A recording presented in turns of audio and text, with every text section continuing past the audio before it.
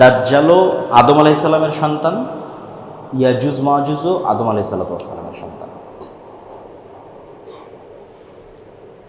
দাজ্জালও বানু আদম, ইয়াজুজ মাজুজও বানু আদম। কেউ যদি বলো জি চ্যাট জিপিটি, জেমিনি, এআই, দাজ্জাল মানে আমেরিকা, এগুলো ভুয়া কথা। দাজ্জাল বানু আদম, মানুষ, আদমের সন্তান। আবার ইয়াজুজ মাজুজ বানু যদি কেউ ভিন্ন ভিন্ন অর্থ এবং বিকৃত করে, এটা বিশুদ্ধ আকীদা না, আদমের সন্তান। এবং কিয়ামতের পূর্ব মুহূর্তে ব্যতিক্রম ঘটনা ঘটবে বলেই তো আসলে এগুলোর উল্লেখ। অনেকের মনে প্রশ্ন তৈরি হয় যে তাহলে এখন তারা কোথায়, ইয়াজুজ মাজুজ কোথায়, দাজ্জাল কোথায়, আমরা দেখি না কেন? যদি এক হাদিসে তামিম আদ-দারি রাদিয়াল্লাহু তাআলা আনহু, তার সাথে দাজ্জালের সাক্ষাতের একটা লম্বা হাদিস পাওয়া যায়, যেই লম্বা হাদিসে দাজ্জালের সাথে কথোপকথন উল্লেখ করা আছে। এবং দাজ্জাল ওখানে যে 3টে প্রশ্ন করেছে, Sea of Galilee, Lake of Tiberia, Buhayrat Tabariyya এবং নাখাল বাইসান, যেটা ইসরায়েলের একটা শহর, বাইত শিয়ান, এই শহরের খেজুরের বাগান, এবং আইনে জোগার বা স্প্রিং অফ জোয়ার, এই 3টের মধ্যে 2টোর বর্ণনা বাইবেলে আছে। একটা সি অফ গ্যালিলি আর একটা হচ্ছে স্প্রিং অফ জোয়ার। বাইবেলে কি হিসেবে আছে? তাদের পবিত্র হিসেবে আছে যে ঈসা আলাইহিস সালাম যত মোজেজা দেখাতেন সেগুলো সি অফ গ্যালিলির আশেপাশে দেখাতেন। এই জন্য ইউরোপ থেকে লক্ষ লক্ষ ভিজিটর এবং আমেরিকা থেকে এখানে আসে, দেখতে আসে।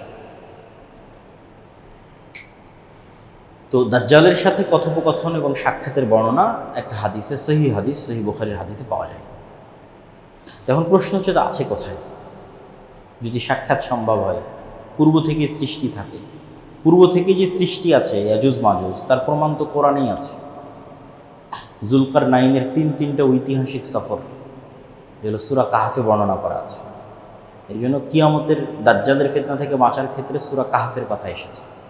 কেননা সূরা কাহফে, কোরআনের সবচেয়ে ব্যতিক্রম ঘটনাগুলো সূরা কাহফে আছে।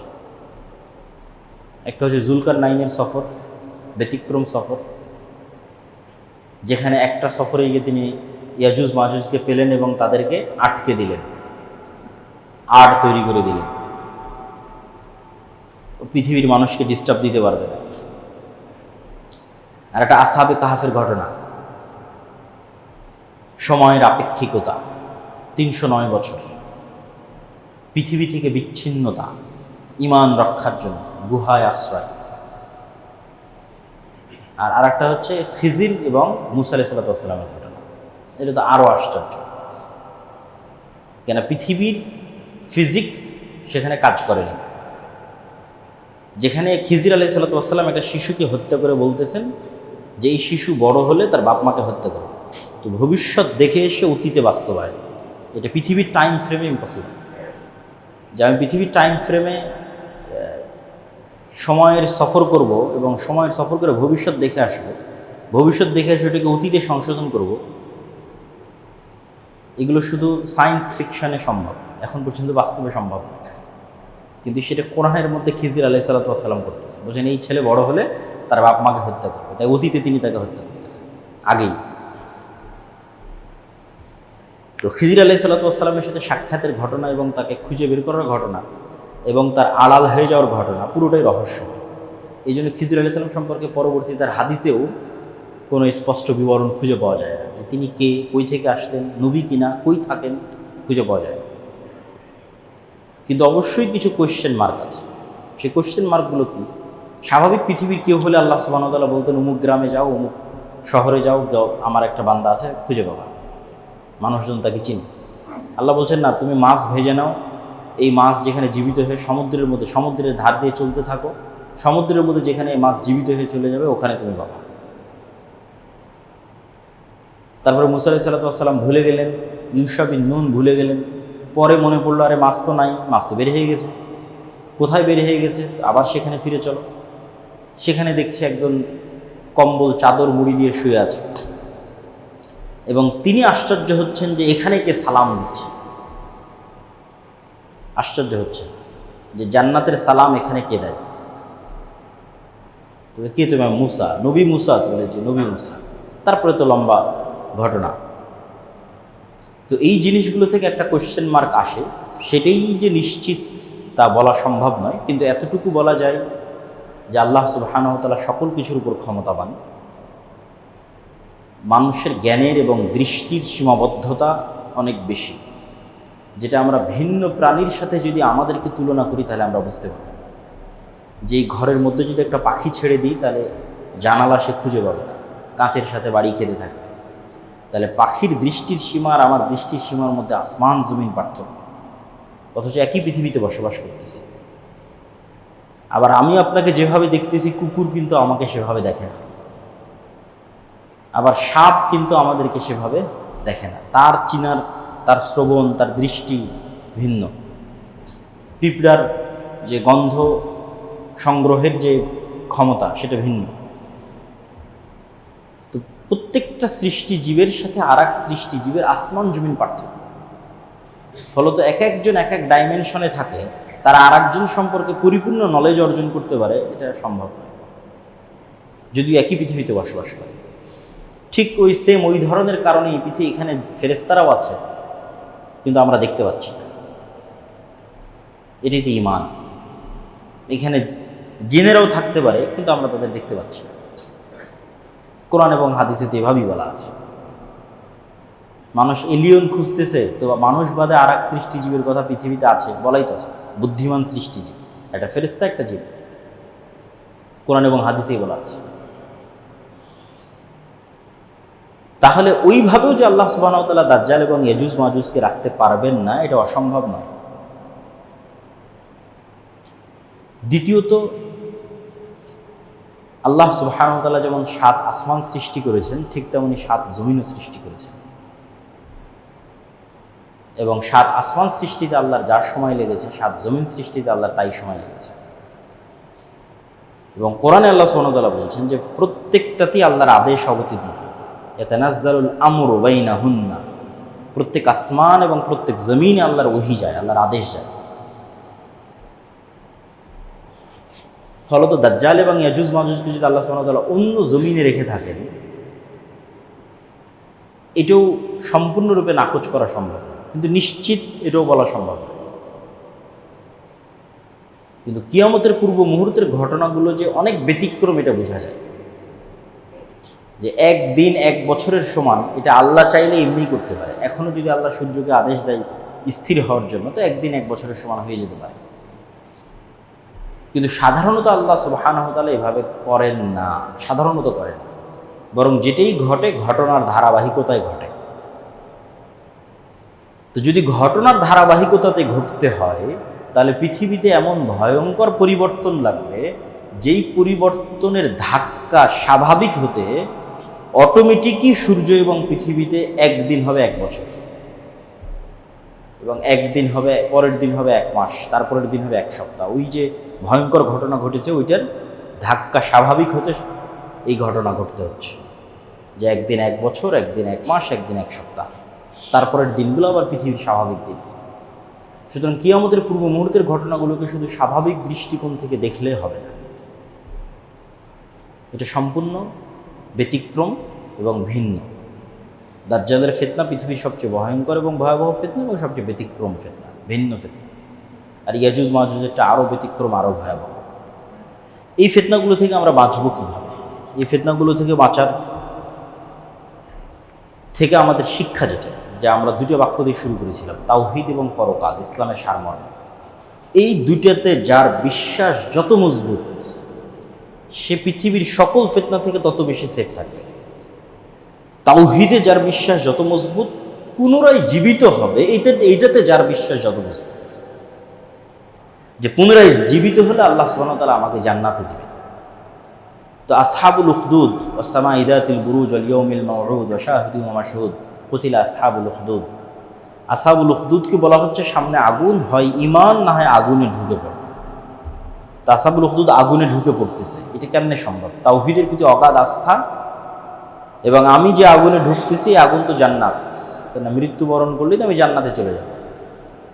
তাহলে মৃত্যুর ভয় না মৃত্যু জান্নাতে যাওয়ার ওসিলা, কোনটা তার ব্রেনে কাজ করতেছে? মৃত্যু তো জান্নাতে যাওয়ার ওসিলা, মৃত্যুর ভয় নয়। মানে এখন যে মারা যাচ্ছে, এটা ভয়, মারা তো যাওয়াই লাগবে।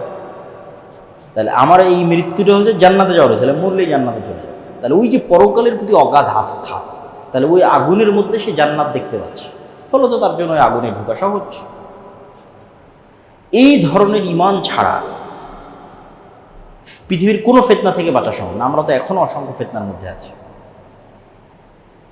তাওহীদ, আল্লাহর অস্তিত্ব এবং আল্লাহর শক্তি এবং ক্ষমতার উপর অগাধ আস্থা, এবং আল্লাহ আমাদের পুনরায় সৃষ্টি করার ক্ষমতা রাখেন, বিচার করবেন এবং বিচারের পরে আমাদেরকে জান্নাত অথবা জাহান্নামে দিবেন, এটার উপর অগাধ বিশ্বাস।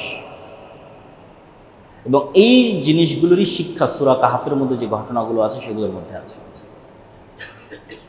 যেমন আসহাবে কাহফ পৃথিবী থেকে সম্পূর্ণরূপে বিচ্ছিন্ন হয়ে গেছে তাদের তাওহীদকে রক্ষা করার জন্য।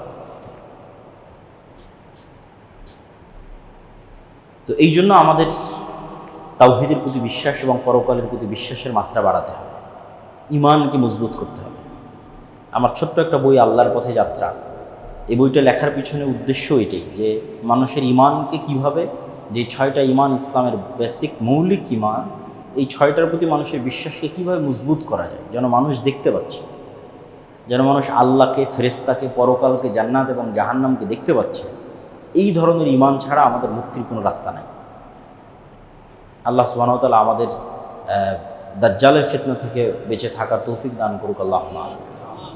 এখানে আর একটা ছোট্ট দিক নির্দেশনা, সেটা হচ্ছে পুরো ঘটনা থেকে শুধু এই জিনিসগুলো নিয়ে পড়ে থাকা, এগুলোই অ্যানালাইসিস করতে থাকা, কখন ইমাম মাহদী আসবে, কোথায় থেকে আসবে, এটা কিন্তু কাজ নয়। কেননা আপনার মৃত্যুই আপনার কিয়ামত। যত মানুষ পৃথিবী থেকে বিদায় নিয়েছে তাদের কিয়ামত হয়ে গেছে। কিয়ামত মানে কি? কিয়ামত মানে হচ্ছে পরকালে যেগুলো ঘটবে সেগুলো দেখতে পাওয়া। তো আপনি মৃত্যুবরণ করলেই তো ফেরেশতাকে দেখতে পাবেন, জান্নাত দেখতে পাবেন, জাহান্নাম দেখতে পাবেন, তাহলে তো আপনার কিয়ামত হয়েই গেছে। তাহলে যত মানুষ মৃত্যুবরণ করেছে তারা তো ভিন্ন জগতে চলেই গেছে। তাহলে কবে ইমাম মাহদী আসবে, কবে দাজ্জাল আসবে, ওইটা অ্যানালাইসিস করা বেশি আগে, না আপনার মৃত্যুর প্রস্তুতি নেওয়া বেশি আগে? না আপনার মৃত্যু তো আপনার কিয়ামত, এটা বেশি আগে।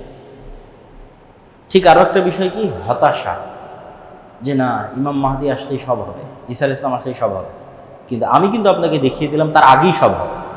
মানে আমার এবং আপনার মতো যুবকেরাই, আমার এবং আপনার মতো মুসলমানেরাই বিশ্ব বিজয় করে ফেলবে, কোনো নতুন নবী ছাড়া, কোনো নতুন কোরআন ছাড়া। এই দুটো পয়েন্ট মনে রাখবেন, কোনো নতুন নবী ছাড়াই, কোনো নতুন কোরআন ছাড়াই। যেই কোরআন 1400 বছর আগে এসেছে ওই কোরআন পড়েই, আর যে নবী 1400 বছর এসেছেন ওই নবীর আদর্শ মেনেই আমার এবং আপনার মতো মুসলমানেরা ঈসা আলাইহিস সালাম আসার আগেই পৃথিবী বিজয় করে ফেলবে। তাহলে তো আপনার অনেক কিছু করার আছে, অনেক কিছু শিকার আছে, জানার আছে। ইমাম মাহদীর ঈসা আলাইহিস সালাম আসলে কোরআনও আসবে না নতুন করে, উনি নবুয়তেরও দাবি করবেন না, নতুন করে কোনো হাদিসও আসবে না। যা থাকার, যা ঘটার তা ঘটেই গেছে, তা আমার এবং আপনার কাছে আছে। সুতরাং এটা নিয়ে কাজ করা, চর্চা করা, দাওয়াত দেওয়া, দিনকে ছড়িয়ে দেওয়া এবং নিজের মৃত্যুর প্রস্তুতি নেওয়া, এবং আল্লাহ সুবহানাহু ওয়া তাআলার কাছে কিয়ামতের পূর্ব মুহূর্তের ফিতনাগুলো থেকে বাঁচতে সম্ভব নয়। বিজ্ঞান যতই উন্নত হোক এটা সম্ভব নয়। তো এই সময়ের ডাইমেনশনের ঊর্ধ্বে মহান আল্লাহ সুবহানাহু ওয়া তাআলা। তো ফলত যখন তিনি তাকদীর লেখার আদেশ দেন তখন মূলত তার জ্ঞান থেকে লিখতে বলছেন। তো তার জ্ঞানে যে শুধু আসমান জমিন এবং আসমান জমিনের সৃষ্টি আছে তা না, কত কি আছে তা আল্লাহ সুবহানাহু ওয়া তাআলাই জানেন, যেহেতু তিনি সর্ববিষয়ে জ্ঞানী। এবং তার জ্ঞানের তুলনা দিতে গিয়ে রাসূলুল্লাহ সাল্লাল্লাহু আলাইহি ওয়াসাল্লাম বলেছেন যে আদম থেকে নিয়ে কিয়ামত পর্যন্ত যত মানুষ এসেছে এবং আসবে তাদের সকলের জ্ঞান হচ্ছে মহাসমুদ্রের একটি ফোঁটা।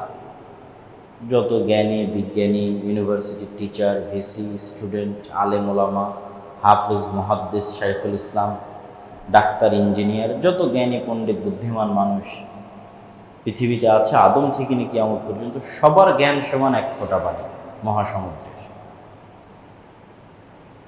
আর ওই মহাসমুদ্র হচ্ছে আল্লাহ সুবহানাহু ওয়া তাআলার জ্ঞান, বা তার চেয়েও বেশি। তো আল্লাহ সুবহানাহু ওয়া তাআলা তার জ্ঞান থেকে তাকদীর লিখতে বললেন পৃথিবী সৃষ্টির 50,000 বছর পূর্বে। তো তাকদীরে এটাও লেখা আছে, তথা আল্লাহর জ্ঞানে এটা আগে থেকেই ছিল যে পৃথিবী তিনি একদিন ধ্বংস করবেন। তাহলে এটা পূর্ব সিদ্ধান্ত, পৃথিবী ধ্বংস হবে, আসমান এবং জমিন ধ্বংস হবে। এবং আসমান এবং জমিনের মধ্যে যা কিছু আছে তার সব কিছুর পরিবর্তনশীলতা এবং তার সব কিছুর অস্থায়িত্ব প্রমাণ করে যে আসমান জমিন নিজেও অস্থায়ী। আসমান এবং জমিনের মধ্যে যা কিছু আল্লাহ বানিয়েছেন অথবা যা কিছু মানুষ বানায়, একটাও পার্মানেন্ট না।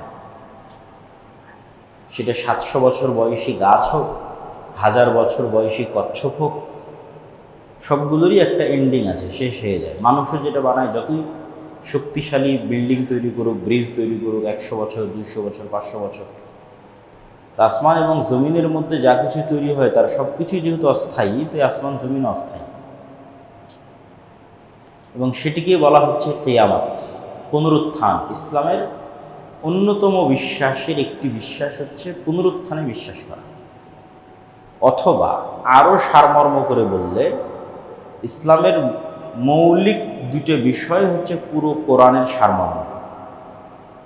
যদি আমাকে বলা হয় যে 2 বাক্যে ইসলামের সারমর্ম কী, পবিত্র কোরআন এবং সকল হাদিসের সারমর্ম 2টো বাক্যে কী হতে পারে, তার একটা বাক্য হচ্ছে তাওহীদ, আর একটা বাক্য হচ্ছে পরকাল।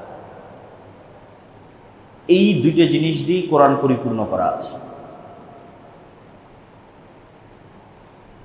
তাওহীদ, কিভাবে মানুষকে বিশ্বাস স্থাপন করতে হবে আল্লাহর প্রতি, এটার বিভিন্ন যুক্তি, তর্ক, দলিল পবিত্র কোরআনে বিভিন্ন আঙ্গিকে বিভিন্ন অ্যাঙ্গেলে তুলে ধরা আছে। আর পরকাল নিশ্চিত হবে, সব মানুষকে পুনরায় জীবিত করা হবে, এটা আছে। তো অনেক সময় মানুষের কাছে এটা বিশ্বাস হতে চায় না যে সে কিভাবে পুনরায় জীবিত হবে। এই জন্য আল্লাহ সুবহানাহু ওয়া তাআলা অসংখ্য নিদর্শন দিয়েছেন। তার মধ্যে সবচেয়ে বড় নিদর্শন হচ্ছে মানুষ মাটির তৈরি, এবং মানুষ যত ধরনের vitamin, protein, minerals, magnesium, calcium যা কিছু খাদ্য থেকে মানুষ গ্রহণ করে তার সব কিছুই মাটি থেকে তৈরি হয়। তথা আমি যেই কলাটা গাছ থেকে নিচ্ছি, পাকা কলা, এবং কলা থেকে যে আমি ক্যালসিয়াম, ম্যাগনেসিয়াম নিচ্ছি, ওইটা কলা তৈরি করেছে মাটি থেকে, মাটি, আলো এবং বাতাসের সংস্পর্শে। তাহলে আমার শরীরের মধ্যে যা ভিটামিন, মিনারেলস, প্রোটিন যা আছে তার সবই মাটির মধ্যে আছে। ওইটা আমার খাওয়ার উপযোগী করার জন্য আল্লাহ সুবহানাহু ওয়া তাআলা একটা সিস্টেমের মধ্যে দিয়ে ওইটাকে কলায় পরিণত করেছেন, তারপরে আমার সেটা খাবারের উপযোগী হচ্ছে। কিন্তু যেহেতু 2টোর মধ্যে থাকা জিনিস সেম, তো ওই কলার ম্যাগনেসিয়াম দিয়ে যেমন, ক্যালসিয়াম দিয়ে যেমন শরীরের মধ্যে সেল তৈরি হচ্ছে, তো ওই ক্যালসিয়াম, ম্যাগনেসিয়াম সব মাটির মধ্যেও আছে, তো মাটির মধ্যে সেল তৈরি হয়ে যাবে, কোষ তৈরি হয়ে যাবে, 1 সেকেন্ডের ব্যাপার। কেন, মানুষ যা গ্রহণ করছে তার সবই তো মাটি থেকে আসছে। মানুষ যদি বলে আমি গরুর গোস্ত খাই, তো গরুও মাটিতে তৈরি হওয়া ঘাস খাচ্ছে। কোনো কিছুই মাটি, সূর্য এবং আলো বাতাসের বাইরে নাই। ফলত এটা খুবই সহজ যে আজকে আমরা যেমন একটা বীজ মাটিতে রোপণ করতেছি, এই রোপণ হওয়া বীজ এত বড় কাঁঠাল গাছ হয়ে গেল, সেই কাঁঠাল গাছে আবার কাঁঠাল তৈরি হলো। এটি বেশি আশ্চর্যের না মানুষের মতো একটা জীবন্ত প্রাণীর মেরুদণ্ডের হাড্ডি থেকে আবার মানুষ জীবিত হবে? কোনটা বেশি আশ্চর্যের? আমার কাছে এই গাছ বেশি আশ্চর্যের। কেন, গাছের বীজের দানা তো অত জীবন্ত না, গাছের মানুষের চাইতে তো আর সে জীবন্ত না। তার মধ্যে থেকে একটা গাছ জন্ম হয়ে গেছে, সম্পূর্ণ বিপরীত এবং সম্পূর্ণ ভিন্ন। মাটির সেই যে আল্লাহ শক্তি এবং ক্ষমতা দিয়েছে তার মধ্যে থেকে সেটা তৈরি হয়েছে। তাহলে এত জীবন্ত একটা তরতাজা প্রাণী, তার মেরুদণ্ডের হাড় মাটির মধ্যে পুঁতা আছে, সেখান থেকে সে একদিন গাছের মতো বের হবে না। কোনটা বেশি ইম্পসিবল? গাছ বেশি ইম্পসিবল, আর এটা বেশি সহজ। যেটা বেশি অসম্ভব সেটিরই লক্ষ কোটি নিদর্শন আল্লাহ পৃথিবীতে দিয়ে রেখেছে। এই জন্য পুনরুত্থান অতি সহজ, পুনরুজ্জীবন খুবই সহজ। পুনরুজ্জীবন এবং পুনরুত্থানের এই সহজতা দেখাতে গিয়ে আল্লাহ সুবহানাহু ওয়া তাআলা এই পৃথিবীতেই অসংখ্যবার পুনরুজ্জীবন এবং পুনরুত্থান ঘটিয়েছেন, অসংখ্যবার। মুসা আলাইহিস সালাম 70 মানুষকে নিয়ে তুর পাহাড়ে গেলেন, তারা মারা গেল। মৃত মানুষকে আল্লাহ আবার জীবিত করে দিলেন। এক নবী এক গোরস্থানের পাশ দিয়ে অতিক্রম করছে, যেখানে গ্রাম এবং শহর ধ্বংস হয়ে গেছে, পুরাতন। তো নবী বলছে, এই পুরাতন ধ্বংসপ্রাপ্ত শহর গ্রামকে আল্লাহ কিভাবে পুনরায় জীবিত করবে? তো আল্লাহ তখন ওই নবীকেই মৃত্যু দিয়ে দিলেন। 100 বছর পরে নবীকে আবার জীবিত করলেন।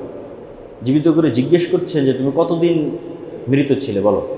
তো অল্প সময়।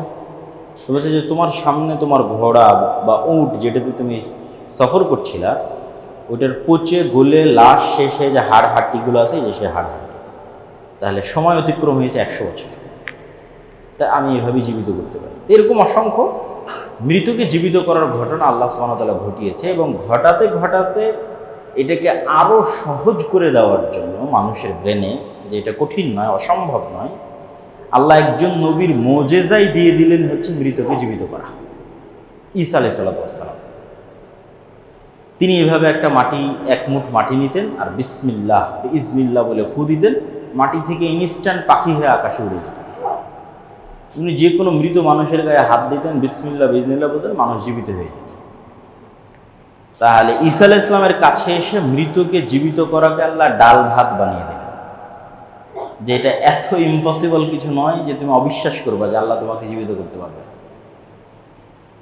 এই সেম জিনিসই ঘটবে। আমরা যে কিয়ামতের পূর্ব মুহূর্তের ফিতনাগুলোর কথা বলতেছি, এই কিয়ামতের পূর্ব মুহূর্তের সবচেয়ে বড় ফিতনা হচ্ছে দাজ্জাল।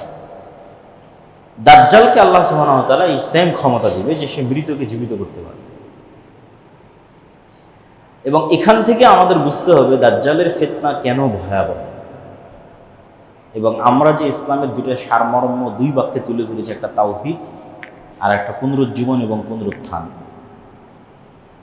তো তাওহীদ যেহেতু ইসলামের মৌলিক বিশ্বাস এবং কোরআনের মূল সারমর্ম, তো যত যুক্তি তর্ক আল্লাহ নিজে তাওহীদের পক্ষে কোরআনে তুলে ধরেছেন, সেই যুক্তি তর্কের সারমর্ম হচ্ছে যার মধ্যে রব হওয়ার যোগ্যতা নাই সে ইবাদতের যোগ্য নয়। যত যুক্তিতর্ক পুরো কোরআনে আছে তার এক বাক্যে সারমর্ম হচ্ছে যার মধ্যে রব হওয়ার ক্ষমতা নাই সে ইবাদতের যোগ্য নয় বা ইলাহ হওয়ার যোগ্য নয়। এটাকে আল্লাহ দেখবেন বিভিন্ন অ্যাঙ্গেলে ফুটিয়ে তুলবে। আল্লাহ সুবহানাহু ওয়া তাআলা কোরআন মাজিদের মধ্যে জিজ্ঞেস করবে, তোমরা যাদের ইবাদত করো তাদেরকে বলো তো তারা একটি মাছি অথবা মশা সৃষ্টি করতে পারে কিনা। আল্লাহর প্রশ্ন। তাহলে প্রশ্নতে কি বোঝা যাচ্ছে? মশা এবং মাছি সৃষ্টি করার রবের ক্ষমতা। যার মধ্যে রবের ক্ষমতা নাই সে ইবাদতের যোগ্য না। আল্লাহ কোরআন মাজিদে জিজ্ঞেস করবে যে তোমরা যাদের ইবাদত করো তারা দেখতেও পায় না, শুনতেও পায় না, আর আল্লাহ সুবহানাহু ওয়া তাআলা শুনেন এবং দেখেন। তাহলে কি বোঝা যাচ্ছে? দেখতে পাওয়া এবং শুনতে পাওয়া রবের গুণ।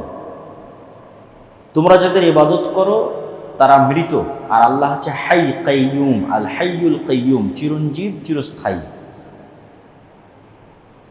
তাহলে যে মরে যায়, যে চিরঞ্জীব নয় সে রব হতে পারে না, আর যে রব নয় সে ইবাদতের যোগ্য হতে পারে না। আল্লাহ সুবহানাহু ওয়া তাআলা বলতে বলতে এতদূর পর্যন্ত বলবেন যে তোমরা যাদের ইবাদত করো আল্লাহ ব্যতীত, খেজুরের বিচির উপরে যে পাতলা আবরণ আছে এই পাতলা আবরণেরও তারা মালিক নয়। তাদেরকে দাবি করতে বলো যে তারা বলুক যে আমরা এই পাতলা আবরণের মালিক। আল্লাহ সুবহানাহু ওয়া তাআলা বলছেন এটাও দরকার নাই দাবি করার। তাদেরকে এইটা দাবি করতে বলো যাদের তোমরা ইবাদত করো, যে ঠিক আছে তারা পৃথিবীর মশা মাছি সৃষ্টি করতে পারবে না, তারা চিরঞ্জীব চিরস্থায়ী নয়, তারা খেজুরের পাতলা আবরণের যে আছে ওই সমপরিমাণ তথা সরিষা সমপরিমাণও কোনো কিছুর মালিক নয়, বাদ দিলাম। এগুলো একটাও যেহেতু তারা করতে পারবে না সব বাদ দিলাম। এতটুকু বলতে বলো যে আল্লাহ যখন আসমান এবং জমিন সৃষ্টি করেছিল তখন ওরা আল্লাহকে হেল্প করেছিল, ওরা আল্লাহর হেল্পার ছিল, আল্লাহর সহযোগী ছিল, এটা দাবি করে। এটাও তো কারো দাবি করার ক্ষমতা নেই যে আল্লাহ যখন আসমান এবং জমিন সৃষ্টি করেছে তখন আমি আল্লাহকে হেল্প করেছিলাম। সেটা মা কালী মা দুর্গা হোক, সেটা শাহজালাল শাহপরাণ হোক, সেটা ঈসা আলাইহিস সালাম হোক আর মারিয়াম আলাইহিস সালাম হোক, আল্লাহ বাদে মানুষ যাদের ইবাদত করে। তাহলে দেখেন আল্লাহ বিভিন্ন অ্যাঙ্গেল থেকে ওই সেম জিনিসটাকে টার্গেট করতেছে যে যার রব হওয়ার যোগ্যতা নাই সে ইবাদতের যোগ্য নয়, সে সিজদা পাওয়ার যোগ্য নয়, দোয়া পাওয়ার যোগ্য নয়, তার কাছে তুমি সাহায্য চাইবে এটার যোগ্য নয়। তাহলে ইবাদতের যোগ্য হতে হলে আগে রবের প্রমাণ দিতে হবে, যে আমি যে রব এর প্রমাণ দিতে হবে। তো এতগুলো যুক্তিতর্ক তুলে ধরে দাজ্জালের ফিতনা ভয়াবহ কেন এইটা বুঝাতে গিয়ে আমি যেটা বলতে চাচ্ছি সেটা হচ্ছে, দেখেন এত যুক্তি দিয়েও পৃথিবীর সকল বাতিল ইলাহকে তারা যে রব হওয়ার যোগ্য নয়, এটা প্রমাণ করার পরেও কয়জন মানুষ হেদায়েত হয়েছে? কয়জন মানুষ পূর্ণাঙ্গ তাওহীদে বিশ্বাস করে? সেটা আহলে কিতাব ইহুদি খ্রিস্টান হোক, সেটা যারা আহলে কিতাব নয় মুশরিক তারা হোক, আর নামধারী মুসলমান হোক, যে কবরে যায়, মাজারে যায়, তাবিজ কবজ কবিরাজের আশ্রয় নেয়, জিনের আশ্রয় নেয়, কতজন? তাহলে এতগুলো বাতিল ইলাহ কেউ রব হওয়ার প্রমাণ দিতে পারতেছে না, তারপরেও মানুষ তাদের ইবাদত করতেছে। তাহলে এবার চিন্তা করেন, যেই দিন দাজ্জাল রব হওয়ার প্রমাণ দিয়ে দিবে, সেই দিন মানুষের কি হবে? রব হওয়ার প্রমাণ ছাড়াই মানুষ বাতিল ইলাহের ইবাদত করতেছে। আর আল্লাহ পবিত্র কোরআনে চ্যালেঞ্জ করতে থাকলেন যে এদের প্রমাণ দিতে বলো এরা রব কিনা। রব যদি না হয় ইবাদত করিও না, ইবাদতের যোগ্য নয়। তাহলে এবার দাজ্জাল তো রব হওয়ার প্রমাণ দিয়ে দিবে। দাজ্জাল মৃতকে জীবিত করবে, আর আদেশে আসমান থেকে বৃষ্টি বর্ষণ হবে, জমিন থেকে ফসল উৎপাদন হবে, জান্নাত দেখাবে, জাহান্নাম দেখাবে, আপনার মৃত দাদা দাদিকে জীবিত অবস্থায় পেশ করে দিবে। তাহলে তখন মানুষের কি হবে? তখন কয়জন ঈমান নিয়ে বাঁচতে পারবে? এই জন্য দাজ্জালের ফিতনা পৃথিবীর সবচেয়ে বড় ভয়াবহ ফিতনা, যেই ফিতনায় পতিত হবে উম্মতে মুহাম্মাদী।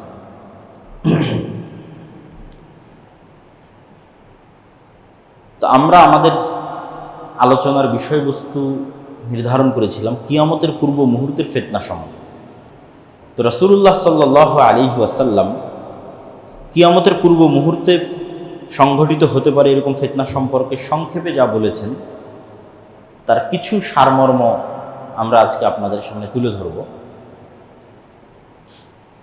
একটি হাদিসে রাসূল সাল্লাল্লাহু আলাইহি ওয়াসাল্লাম বলেন, উ'দুদ সিত্তাম বাইনি ওয়া বাইনা ইয়াদাই সাআ, তোমরা 6টা জিনিস গণনা করে রাখো আমার এবং কিয়ামতের মধ্যে। তার মধ্যে 1 নাম্বার হচ্ছে মাউতি, আমার মৃত্যু। আগে অতীতে এক নবীর পর মানুষ আর এক নবীর অপেক্ষা করত, শেষ নবীর পর আর কোনো নবীর অপেক্ষা নাই। শেষ নবীর পর কিয়ামত হবে, একদিন পরেও হতে পারে, 1 বছর পরেও হতে পারে, 1000 1 লক্ষ বছর পরেও হতে পারে, কিন্তু বাক্য এটাই, শেষ নবীর পরেই কিয়ামত। এই বাক্যের মধ্যে কোনো গ্যাপ নাই। আগে এক নবীর পর আর এক নবী, তারপর আর এক নবী, তারপর আর এক নবী, শেষ নবীর পরে কিয়ামত। তাহলে কিয়ামতের সবচেয়ে বড় আলামত হচ্ছে শেষ নবীর আগমন। মুহাম্মদ সাল্লাল্লাহু আলাইহি ওয়াসাল্লামের প্রেরিত হওয়া কিয়ামতের সবচেয়ে বড় আলামত, যেটা ঘটে গেছে। রাসূল সাল্লাল্লাহু আলাইহি ওয়াসাল্লাম বললেন, ফাতহু বাইতুল মুকাদ্দাস, মসজিদ আকসা বিজয়িত হওয়া, মুসলমানেরা বিজয় করবে, যেটি ইতিমধ্যে 2 বার ঘটেছে। তারপর রাসূল সাল্লাল্লাহু আলাইহি, তৃতীয়বারও ঘটতে পারে। তারপর রাসূল সাল্লাল্লাহু আলাইহি ওয়াসাল্লাম বললেন, ভয়ঙ্কর ভয়াবহ মহামারী, অসংখ্য মহামারী পৃথিবীতে ইতিমধ্যেই ঘটেছে। এটার দ্বারা কোন মহামারীর উদ্দেশ্য আল্লাহ সুবহানাহু ওয়া তাআলা ভালো জানে। তবে মহামারীর ভাষা অনেক ভয়াবহ। বাক্যটা যে একটা মুরগির ফার্মে যখন মহামারী লাগে, তখন যখন সব মুরগি মরে যায়, বাঁচে কি বাঁচে না তার কোনো গ্যারেন্টি নাই। তো এইরকম ভয়াবহ মহামারী, যে পৃথিবীতে মানুষ দেখা যাচ্ছে 600 কোটি আছে, সবই শেষ হয়ে গেল, অল্প কয়েক কিছু মানুষ বাঁচে। তারপর সাল্লাল্লাহু বললেন, এমন এক ফিতনা, যেই ফিতনা আরবের প্রত্যেক ঘরে প্রবেশ করবে, পৃথিবীর প্রত্যেক ঘরে নয়, শুধু আরবের প্রত্যেক ঘরে প্রবেশ করবে।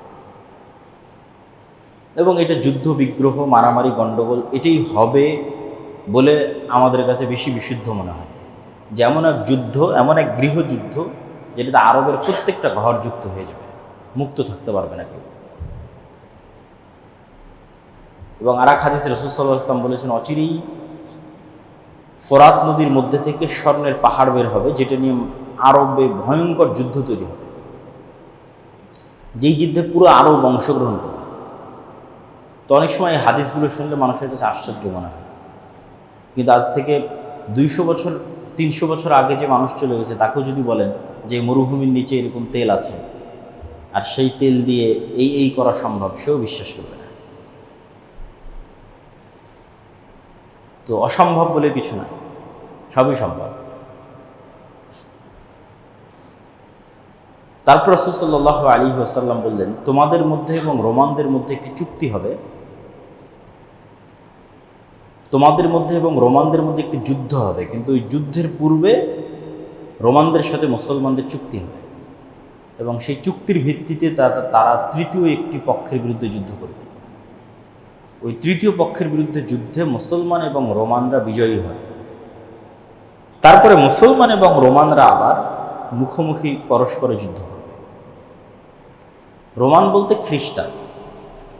তারা কারা? 500 বছর আগে যখন এই হাদিস মানুষ শুনেছে তখন সে একরকম চিন্তা করতে পারে, আর আজকে আমরা যখন এই হাদিস শুনছি তখন আমরা আর এক রকম চিন্তা করতে পারি। আরও 500 বছর পরে যখন কেউ হাদিস শুনবে তখন তারা চিন্তা করতে পারে আর এক রকম। কিন্তু এতটুকু নিশ্চিত যে খ্রিস্টান, এখন রাশিয়ার খ্রিস্টান, আমেরিকার খ্রিস্টান, ইউরোপের খ্রিস্টান আল্লাহ ভালো জানে, কিন্তু খ্রিস্টানদের সাথে মুসলমানদের একটা চুক্তি হয়ে তৃতীয় পক্ষের বিরুদ্ধে তারা লড়াই করে। বিজয়ী হওয়ার পর আবার খ্রিস্টান এবং মুসলমানেরা মুখোমুখি লড়াই করে। এবং এই লড়াইয়ের যে স্থান রাসূল সাল্লাল্লাহু আলাইহি ওয়াসাল্লাম উল্লেখ করেছেন তা হচ্ছে তুরস্ক এবং সিরিয়ার সীমান্তবর্তী অঞ্চল। আজকের যে সীমানা, সেই সীমানার আলোকে বলতেছে। আজকের সীমানার আলোকে তুরস্ক এবং সিরিয়ার সীমান্তবর্তী অঞ্চল। এবং যুদ্ধের যে ভয়াবহতার কথা রাসূল সাল্লাল্লাহু আলাইহি ওয়াসাল্লাম উল্লেখ করেছেন, এবং বাইবেলিক্যাল যে প্রফেসি আছে তথা বাইবেল এবং তাওরাতের যে বিকৃত অবস্থা, এই বিকৃত অবস্থার উপরও তাদের যে ভবিষ্যৎবাণীগুলো আছে, যেগুলো বাইবেলের প্রফেসি বলে, সেগুলোর সাথেও কিছু কিছু মিল আছে। যেমন এতটুকু কমন মিল সবার মধ্যেই আছে যে সবাই একজন মাসিহের অপেক্ষা করতেছে। সবার ধর্মগ্রন্থে একজন উদ্ধারকারী মাসিহ আছে। ইহুদিরাও একজন মাসিহের অপেক্ষমান, খ্রিস্টানেরাও একজন মাসিহের অপেক্ষমান, মুসলমানেরাও একজন মাসিহের অপেক্ষমান। মাসিহ শব্দের অর্থ হচ্ছে বিপদ থেকে উদ্ধারকারী। মাসিহাদ দাজ্জালও মাসিহ, ঈসা মাসিহও মাসিহ। কিন্তু মাসিহাদ দাজ্জাল হচ্ছে ধোঁকাবাজ, মিথ্যুক মাসিহ, প্রকৃত মাসিহ না। আর ঈসা মাসিহ হচ্ছে রিয়াল, সত্য, প্রকৃত মাসিহ। তো ইহুদিরা এখানেই গরমিল করে ফেলবে। তারা তাদের স্বভাবের শাস্তির কারণে, তাদের অতীতের পাপের কারণে তারা মিথ্যা মাসিহকেই মাসিহ বলে মেনে নেবে, বিপদ থেকে উদ্ধারকারী বলে মেনে নেবে, এবং আসলেই দাজ্জাল তাদেরকে বিপদ থেকে উদ্ধার করবে। আর খ্রিস্টানদের অধিকাংশ মুসলমান হয়ে যেতে পারে, এটার সম্ভাবনাই বেশি। তাদেরও কিছু কিছু দাজ্জালের অনুসারী হতে পারে, তবে বেশিরভাগ মুসলমান হয়ে যেতে পারে। তো মুসলমান এবং খ্রিস্টানদের মধ্যে থেকে হওয়া নতুন মুসলমানেরা সত্য মাসিহের অনুসারী হবে, যিনি হবেন ঈসা মাসিহ। তবে ঈসা মাসিহ যখন আসবেন তখনও মুসলমানেরা বিপদে, তিনিও এসে মুসলমানদের বিপদ থেকে উদ্ধার করবেন। তাহলে ইহুদিদেরকে বিপদ থেকে উদ্ধার করবে দাজ্জাল, আর মুসলমানদেরকে বিপদ থেকে উদ্ধার করবে ঈসা আলাইহিস সালাতু ওয়াস সালাম। তাহলে সিনারি কেমন হবে? সিনারি হবে এরকম যে দাজ্জাল আসার পূর্বে ইহুদিরা থাকবে বিপদে। অনেকেই মনে করে যে না, এখন মুসলমানেরা যে বিপদ আছে এই বিপদই চলমান থাকবে এবং এইভাবেই সারা পৃথিবীর কন্ট্রোল আগেই দাজ্জাল নিয়ে নেবে, তারপরে দাজ্জাল বের হবে। কোরআন এবং হাদিসের ধারাবাহিকতা এটা বোঝা যায় না। হাদিসের ধারাবাহিকতায় বোঝা যায় যে দাজ্জাল আসার আগেই মুসলমানেরা সারা পৃথিবী বিজয় করে নেবে, মানে বেশিরভাগ। ওটা ওই হাদিসেই, এই যে হাদিসে খ্রিস্টানদের সাথে যুদ্ধ হচ্ছে, ভয়ঙ্কর ভয়াবহ যুদ্ধ, এই ভয়ঙ্কর ভয়াবহ যুদ্ধ তো মুসলমানেরা বিজয়ী হবে, তখনও তো দাজ্জাল আসেই। এবং এটি এত ভয়াবহ যুদ্ধ যে খ্রিস্টানরা একত্রিত হয়েছে প্রায় 10 লক্ষ। তাহলে এই 10 লক্ষ খ্রিস্টান যখন পরাজিত হবে তখন সারা পৃথিবীতে খ্রিস্টানদের আর পাওয়ারফুল কোনো পাওয়ারই নাই, এখানেই তো শেষ হয়ে গেছে। সবচেয়ে বড় যুদ্ধ তো এখানেই হয়ে গেছে। তাহলে মুসলমানদের সামনে তার কোনো বাধাই নাই। মুসলমানরা একের পর এক দেশ বিজয় করবে, ইস্তাম্বুল বিজয় করবে, ইতালির রাজধানী রোম বিজয় করবে, এবং এই যুদ্ধের পূর্বেই হয়তো ভারত বিজয় করবে, মসজিদে আকসা বিজয় করবে। এরকম আরও কিছু হাদিসে ইঙ্গিত পাওয়া যায়। তার মধ্যে এগুলো যেগুলো বললাম এগুলো সহিহ। আর দুই একটা কিছু জয়ীফ হাদিসও আছে। তথা সারমর্ম হচ্ছে, যখন ইহুদি এবং খ্রিস্টানেরা বিপদে তখন আসবে দাজ্জাল, যখন সারা পৃথিবীতে মুসলমানদের জয় জয়কার, যখন মসজিদে আকসা থেকে, ভারত থেকে, ইস্তাম্বুল থেকে ইতালির রাজধানী রোম পর্যন্ত সব মুসলমানেরা বিজয় করে নিয়েছে, এবং যারা ইসলামের শত্রু তারা যখন বিপদে, তখন এবার দাজ্জাল বেরোবে রাগান্বিত অবস্থায়। এবং দাজ্জাল যেহেতু এক্সট্রা অর্ডিনারি, অলৌকিক ক্ষমতা নিয়ে আসবে, ফলত মুসলমানদের আর কিচ্ছু করার থাকবে না। এত বিশাল বিজয় অর্জনের পরও মুসলমানেরা বেবাস, লাচার, অসহায় অবস্থার মধ্যে পড়ে যাবে। কেন? দাজ্জাল যেই সমস্ত এক্সট্রা অর্ডিনারি অলৌকিক ক্ষমতা নিয়ে এসেছে, সেগুলো মোকাবেলা করার মতো কোনো ক্ষমতা মুসলমানদের কাছে থাকবে না। এবং এই সময়ই যারা দাজ্জালের উপর ঈমান আনয়ন করবে না, তাদের উপর পৃথিবী এমন সংকীর্ণ এবং সংকুচিত করে দেওয়া হবে যে রাসূল সাল্লাল্লাহু আলাইহি ওয়াসাল্লাম বলছেন, শাম, সিরিয়ার মুসলমানদের খাবারের জন্য শুধু এরকম কাঠ বাকি থাকবে, এরকম কাঠ। কেন? ফসল যেহেতু উৎপাদন হচ্ছে না, বৃষ্টি যেহেতু বর্ষণ হচ্ছে না, সেহেতু গাছের পাতা খাওয়ারও তো সুযোগ নেই, গাছই তো হয়নি।